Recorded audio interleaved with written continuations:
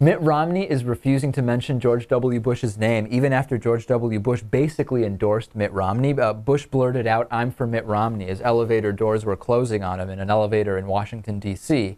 And speaking to a crowd of supporters in Florida, Mitt Romney still would only refer to George W. Bush as Barack Obama's predecessor. And given a number of opportunities to mention again George W. Bush, he said, "I find it incomprehensible that a president could come to office and call his predecessor's record irresponsible."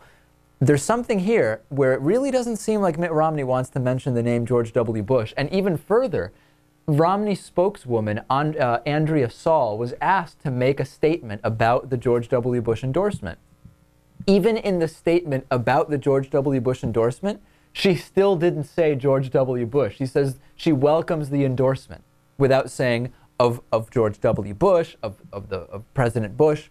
No mention of it. I'm not surprised. I would want nothing to do with George W. Bush if I were running for president. But at the same time, this is Mitt Romney, who up until this point has graciously accepted every endorsement. Well, what's unbelievable is Mitt Romney has no problem accepting the endorsement from Ted Nugent. But all of a sudden, George W. Bush is the name that he doesn't want to say. Incredible what's going on. Puts things into perspective for you. It really does, yeah. I mean, eventually he is going to have to mention something about George W. Bush, don't you think, Natan?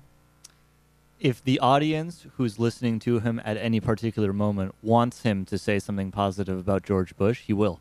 Yeah. So I think that's all we can say about that. He is for, against, has no position, and has every position about the George W. Bush presidency.